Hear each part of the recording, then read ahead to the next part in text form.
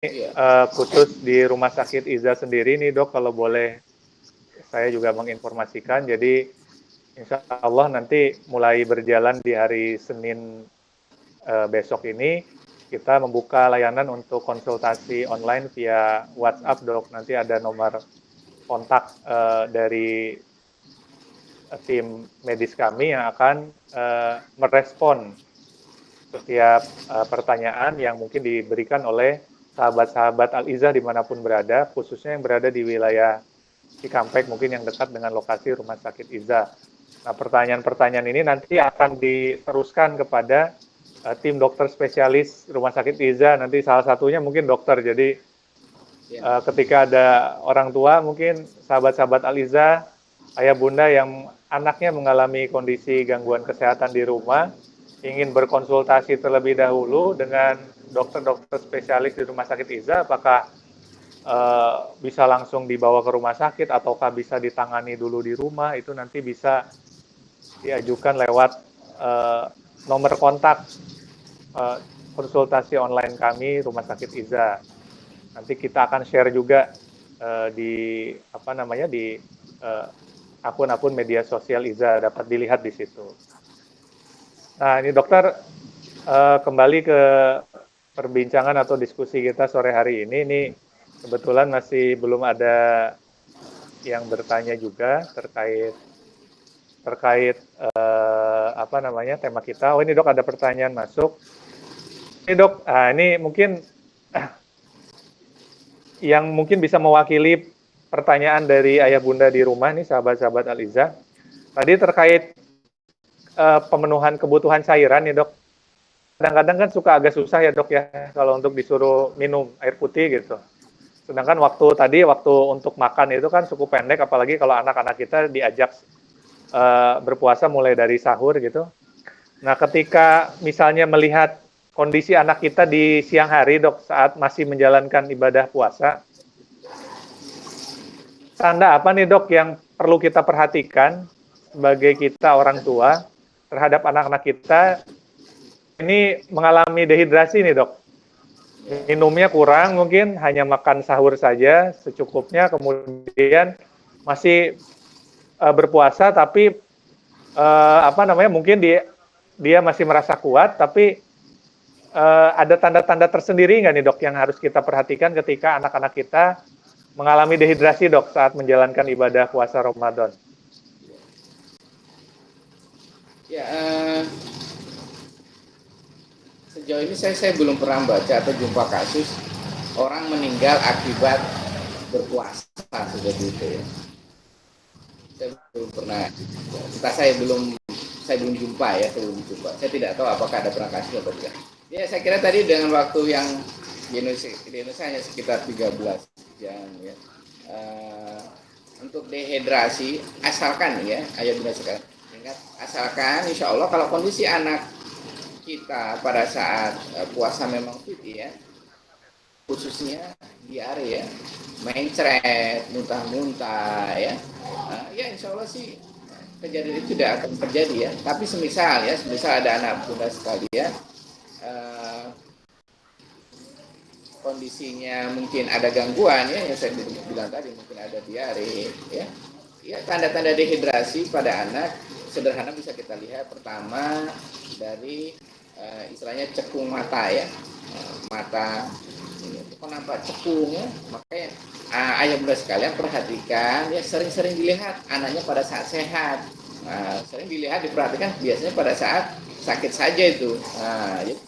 Pada saat sehat dilihat bentuk mata si diri selama ini bagaimana ya, daerah mata. Kemudian kan biasanya si rewel ya, kita lihat kok rewel kondisinya kok nangis saja, air mata sudah tidak ada, juga perlu diperhatikan. Ada namanya turgor ya, turgor itu kelenturan kulit ya, biasanya bisa dilihat dari perut ya, perut anak kita bisa dilihat. Iya, makanya waktu saya dilihat biasanya lebih cepat kembali ya, kelenturannya tinggi. Mungkin bisa diperhatikan kalau usia yang lebih tua atau nenek-nenek, bisa lihat itu biasanya turbornya kembalinya lambat ya, bisa dibandingkan dari situ. Kemudian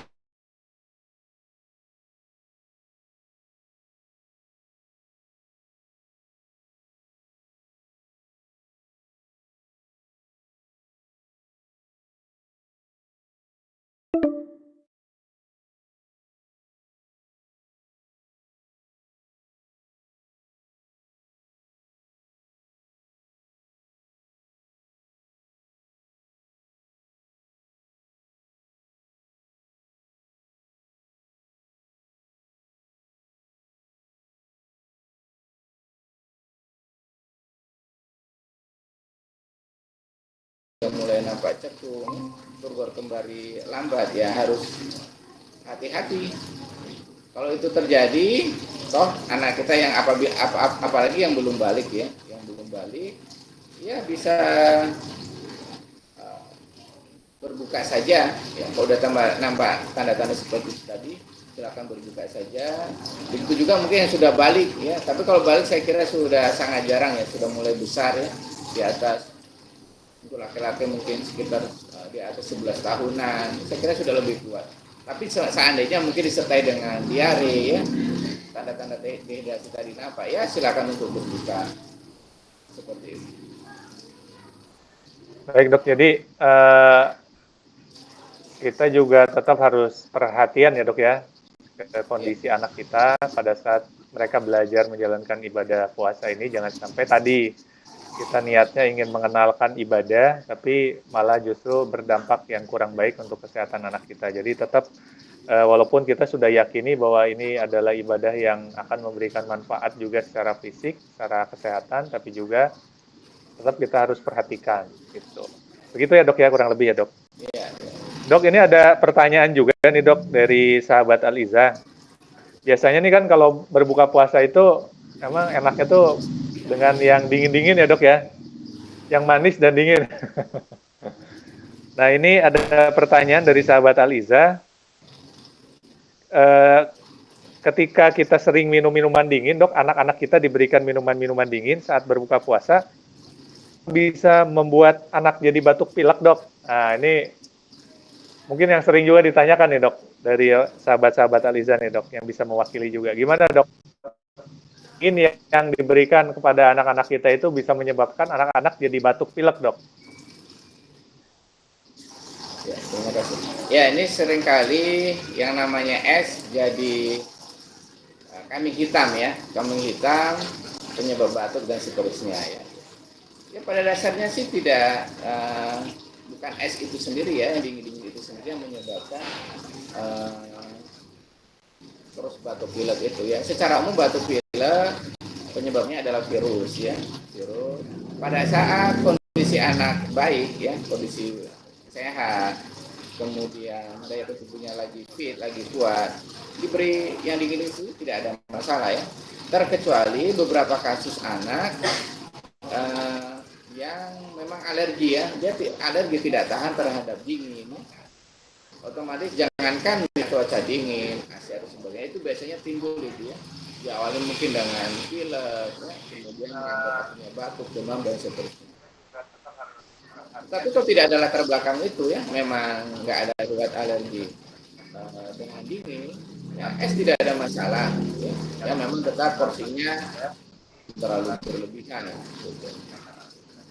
Ya memang biasanya anak-anak yang seringnya itu setelah minum es ini loh kok jadi batuk pilek seperti itu. Yang perlu dipertimbangkan mungkin yang pertama daya tahan tubuhnya lagi memang kondisi tidak baik. Pertanyaan dari sahabat kita. Yang perlu diperhatikan juga komposisi dari minuman itu tadi, ya. Mungkin terlalu banyak pengawet, ya itu juga tidak baik untuk kesehatan baik jangka pendek khususnya jangka seperti itu. Baik dokter, mungkin ini juga bagi sebagian bunda-bundanya di rumah ini minuman dingin bisa jadi strategi juga dok biasanya.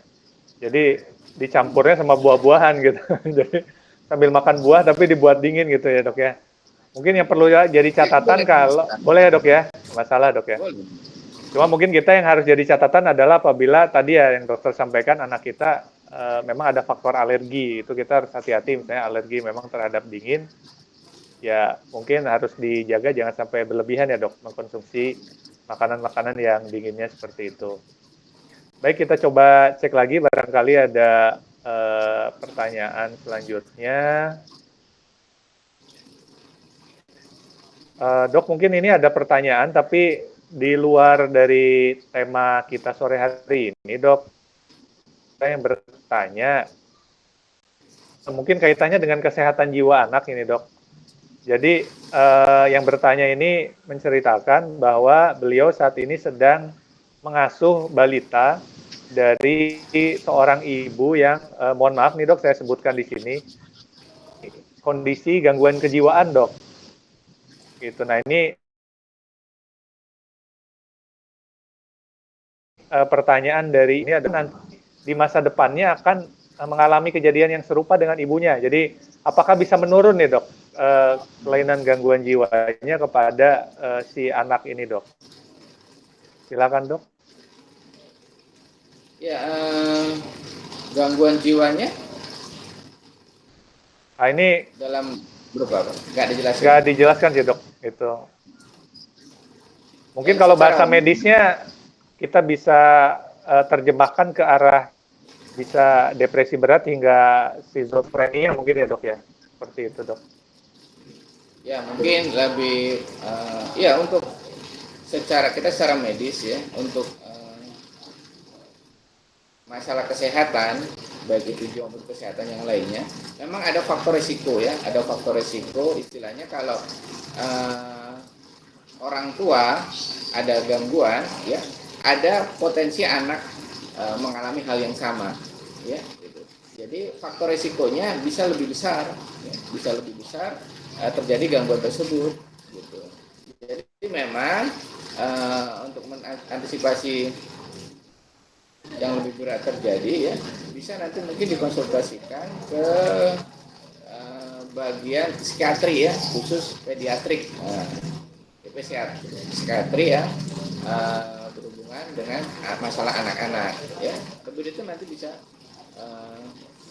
dikonsultasikan. Tapi memang ya sebagian besar penyakit yang kita jumpai adanya faktor genetik salah satu menjadi faktor resiko anak tersebut menderita penyakit yang sama yang diderita oleh orang tuanya. Seperti itu. Ya, jadi yang penting mungkin bisa diantisipasi ya dok ya, sedini mungkin supaya faktor risiko itu tidak menyebabkan kondisi sakit bagi si anak di kemudian hari ya dok. Mungkin faktor itu yang penting ya dok. Nah, dokter mungkin kembali ke tema kita sore hari ini. Kalau boleh mungkin dirangkum nih dok dari awal sampai diskusi kita di saat ini. Sebetulnya bagaimana dok tips and triknya nih secara keseluruhan untuk menjaga daya tahan tubuh anak selama anak kita ini belajar berpuasa dok di bulan Ramadan? Iya. Setelah kita ngobrol tadi ya beberapa poin penting ya. Yang pertama supaya daya tahan tubuh anak kita tetap fit selama berpuasa. Satu, pastikan selalu sahur ya. Ini poin penting ya. Selain memang sunnah ya. Sahur merupakan salah satu sunnah dari Rasul ya. Ya pastikan pada saat sahur komposisi makan yang kita sebutkan tadi ya harus seimbang ya. Makronutrien harus terpenuhi. Ya, kemudian usahakan berikan makanan yang mengandung indeks glikemik yang rendah ya. Ini salah satu poin yang penting. Kemudian ini untuk bundanya ya, pastikan jangan terlalu sering, usahakan jangan pernah memberikan makanan yang instan ya, karena nggak mau repot-repot biasanya bundanya berikan mie instan ya. Usahakan itu enak soalnya dok. Mie instan tuh enak lah. Nah itu masalahnya enaknya ini ya, repot memang ya.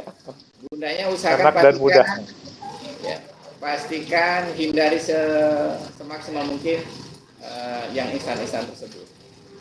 Yang kedua ya batasi aktivitas ya, namanya anak-anak ya, anak-anak sahur, sebagian mungkin setelah sholat subuh tidur, bangun ya dia tidak tahu kalau dia sedang berpuasa. Biasanya aktivitasnya seperti biasanya ya, Ya, betul, main-main betul, gitu. betul. Ya. Coba sedikit kurangin ya, apalagi sekarang kita khususnya di Karawang sudah PSBB ya. Juga se-Indonesia saya kira anak-anak sudah tidak sekolah lagi, sekolah di rumah ya, aktivitas di rumah, kerjakan tugas-tugas sekolahnya ya. Kita khawatirkan tugas sekolah ini kadang-kala bukan anak yang ngerjain, orang tua biasanya ya. Jadi mungkin selama Ramadan ini pastikan anak-anak yang mengerjakan, jadi waktu-waktunya bisa diisi dengan kegiatan tersebut ya. Ayo kasih permainan ya untuk anak perempuan, mungkin main-main masakan ya, kemudian untuk anak laki-laki mobil-mobil dan sebagainya. Tapi juga jangan tidak diberi aktivitas ya, bisa juga aktivitas mungkin stretching ya, kemudian bisa main sepedaan ya. Tapi khususkan coba kegiatan ini mungkin sore hari ya, jadi menjelang berbuka, jadi tidak terlalu lelah anak kita. Pastikan istirahat yang cukup ya. Ya saya tekankan ini istirahat yang cukup. Ya berlebihan juga tidak bagus ya. Sebagian kita kan Ramadan adalah masa untuk tidur biasanya ya. Jadi Rebahan dok, rebahan. setelah subuh biasanya tidur ya, bangun menjelang zuhur. Kemudian setelah zuhur tidur kembali ya. Tidur lagi. Tidur lagi sampai asar. Ya walaupun yang beredar kan katanya selama Ramadan tidur satu itu bukan hadis ya. Yang kedua memang ya tidak bagus kalau tidur-tiduran terus menerus ya. Khusus untuk anak kita, untuk anak-anak kita ya, yang untuk menjelang remaja ya, menjelang remaja usahakan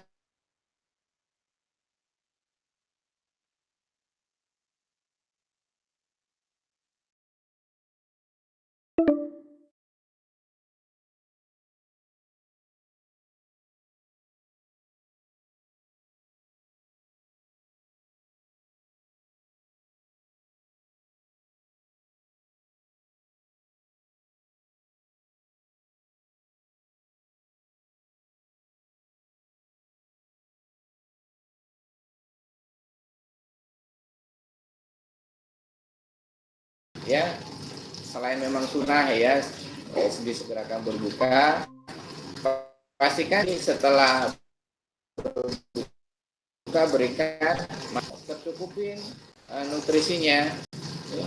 Berikan yang manis-manis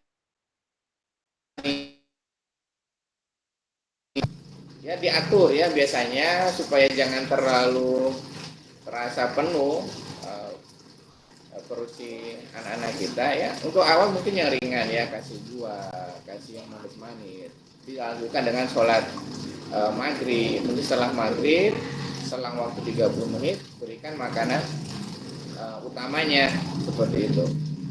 Jadi pastikan memang tercukupin kebutuhan nutrisinya.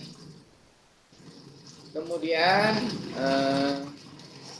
selain kesehatan jasmani, ya pastikan juga kesehatan mental dan emosi terjaga. Ya.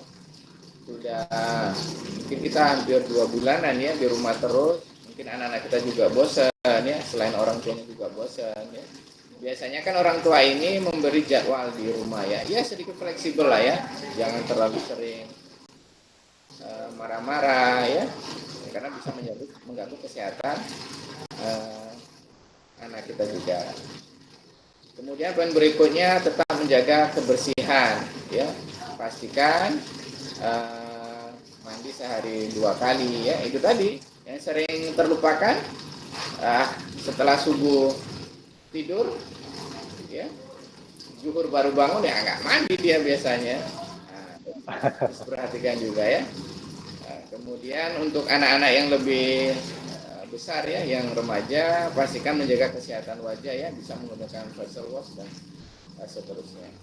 Ya apalagi kita sekarang lagi wabah seperti ini, pastikan kondisi tangan selalu bersih ya. apabila berinteraksi mungkin dengan yang lain pastikan menggunakan masker. Kemudian setelah mungkin menerima paket atau sebagainya, ajarin anak kita untuk selalu mencuci tangan menggunakan sabun dan air yang bersih. Mungkin itu Dokter Arif trik-triknya. Baik dok, cukup lengkap ya dok ya tips-tipsnya nih dari dokter, mulai dari bagaimana mengelola kesehatan fisiknya termasuk juga stabilitas emosinya ya dok ya, supaya ketika anak-anak kita ini, anak-anak sahabat Al-Izzah sekalian sedang belajar berpuasa, betul-betul dapat terasa manfaatnya bagi anak-anak kita, bukan hanya sekedar kita mengenalkan tentang peribadahan saja, namun juga memberikan memang manfaat yang dari sisi kesehatan fisik bagi anak-anak kita. Ini beberapa saat lagi sudah memasuki jam 17.00 nih dok, kelihatannya juga sahabat-sahabat Al-Izzah sudah tidak ada lagi yang ditanyakan nih dok terkait tema kita sore hari ini. Mungkin di penghujung acara dokter berkenan memberikan kesimpulan dok dari keseluruhan bincang-bincang kita sore ini tentang bagaimana menjaga daya tahan tubuh anak saat menjalankan atau belajar menjalankan ibadah puasa di era yang memang sedang diuji dengan wabah COVID ini dok. Mungkin dokter bisa memberikan kesimpulan dok. Ya, intinya adalah kita harus ayah bunda sekalian tetap harus melatih anak kita untuk berpuasa sedini mungkin ya, supaya terbiasa ya. Yang pertama, yang kedua, pastikan sebelum berpuasa kondisi anak kita dalam kondisi sehat ya, berat badannya tidak bermasalah dan seterusnya. Dan yang ketiga, pastikan berikan nutrisi yang seimbang ya, yang terpenuhi dengan baik sehingga tumbuh kembang anak kita tidak bermasalah. Selanjutnya mungkin yang terakhir, tetap semangat, jangan khawatir untuk berpuasa. Mudah-mudahan di bulan yang penuh berkah ini kita selalu berdoa bersama-sama. Semoga Allah Subhanahu wa taala segera mencabut hujan yang kita hadapi ini. Amin, amin ya Allah. Amin. 19 ini semoga cepat Allah angkat sehingga kita bisa rindu untuk tarawih bersama di masjid dan seterusnya. Betul dok, betul. Ya, saya mungkin terakhir saya pesankan untuk ayah bunda sekalian ya, untuk anak-anak kita pastikan buka kembali buku imunisasinya ya, khususnya imunisasi dasar untuk anak ayah bunda sekalian, dilihat ya. Kalau sudah jadwalnya ya bikin janji ke dokter ya, ke rumah sakit ya. Kalau sudah waktunya tetap dilakukan imunisasi ya, jangan sampai terlambat karena kekhawatiran COVID-19 sehingga terlupakanlah itu vaksin untuk anak-anak kita ya. Tetap dijaga, tetap diberikan sesuai jadwalnya. Memang usahakan dibikin perjanjian dulu sehingga tidak sia-sia datang ke rumah sakit, entah mungkin dokternya tidak ada atau vaksinnya tidak ada atau seterusnya ya. Tetap jaga kesehatan kita bersama, kita berdoa bersama-sama, semoga Allah lindungi. Salam sehat, selamat berpuasa, semoga Allah ridhoi. Terima kasih dokter.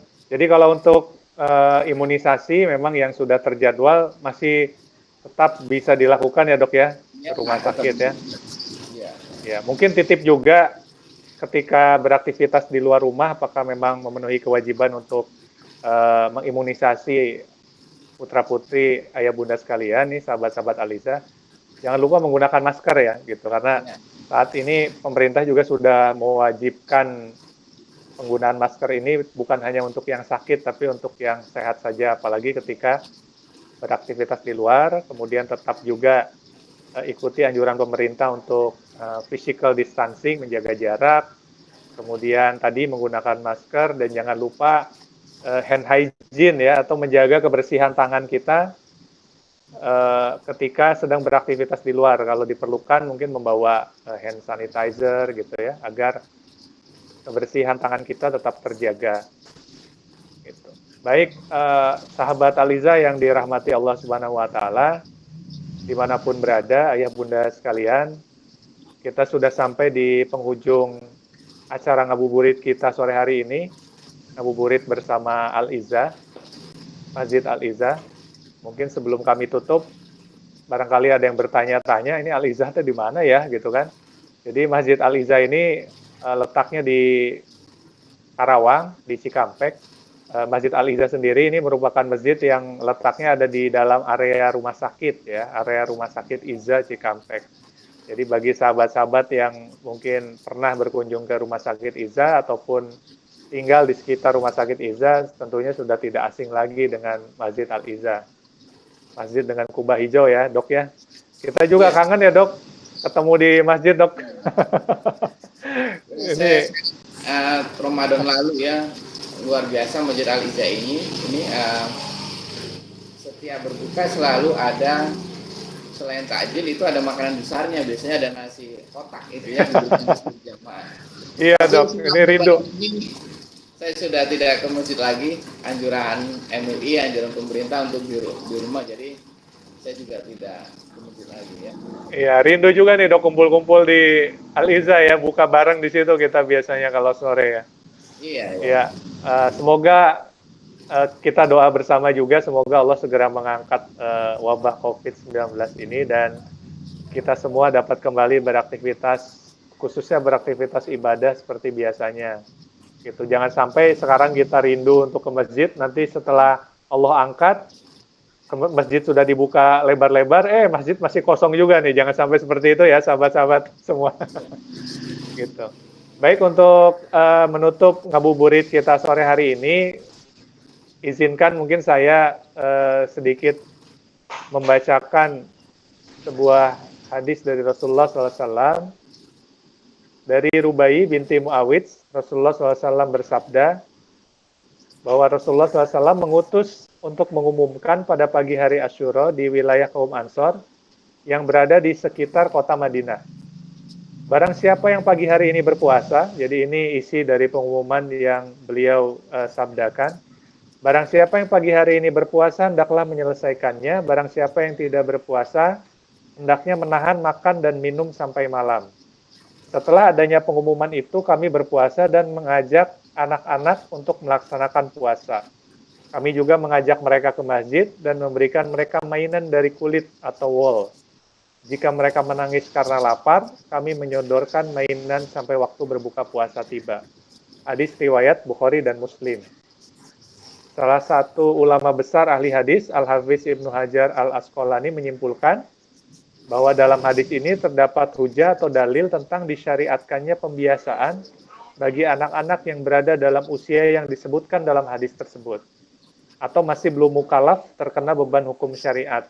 Jadi mereka atau anak-anak ini melakukan pembelajaran puasa itu sebagai ajang latihan.